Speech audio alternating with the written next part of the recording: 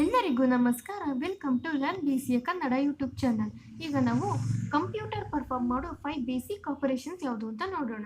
ಇನ್ಪುಟ್ಟಿಂಗ್ the process of entering data and instructions into the computer system. ಈಗ ನಾವು 10 students ನೇಮನ್ನು ನಾವು enter ಮಾಡ್ತೀವಿ.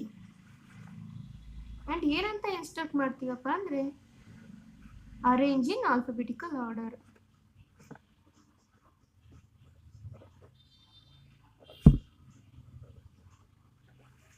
Next, saving data and instructions to make them readily available for initial and additional processing whenever required. So ನಾವು ಇದನ್ನು ಏನು ಮಾಡ್ತೀವಿ, enter ಮಾಡಿರೋದನ್ನ store ಮಾಡ್ತೀವಿ. ಸ್ಟೋರ್ ಮಾಡಿ ಫರ್ದರ್ ಯೂಸೇಜಿಗೋಸ್ಕರ ನಾವೇನು ಮಾಡ್ತೀವಿ, ಸ್ಟೋರ್ ಮಾಡ್ತೀವಿ. ಮತ್ತು ನಾವು ಯಾವುದಾದ್ರೂ ಅಡಿಷನಲ್ ಪ್ರೊಸೆಸ್ ಹಾಕಬೇಕು ಅಂತಂದರೆ, ಈಗ ನಾವು ಸ್ಟೂಡೆಂಟ್ ಬಯೋಡೇಟಾ ಹಾಕಬೇಕು ಅಂದರೆ ಸ್ಟೋರ್ ಮಾಡಿದರೆ ನಮ್ಗೆ ಏನಾಗುತ್ತೆ, ರೆಡಿಲಿ ಅವೈಲೇಬಲ್ ಆಗುತ್ತೆ. ನಾವು ಯಾವಾಗ ಬೇಕಾದರೂ ಫರ್ದರ್ ಯೂಸೇಜ್ ಮಾಡ್ಬೋದು.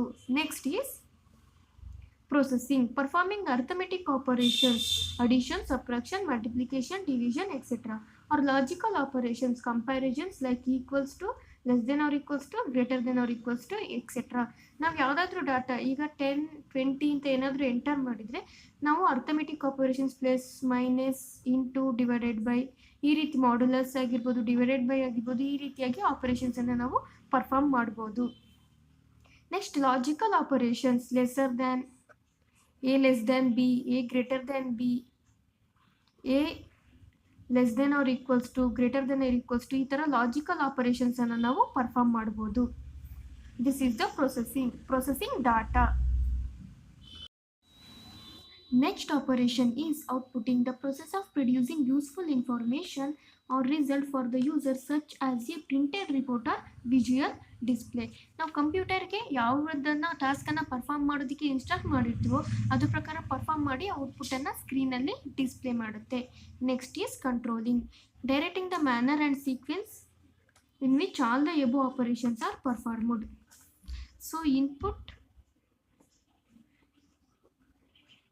processing, storing, next display.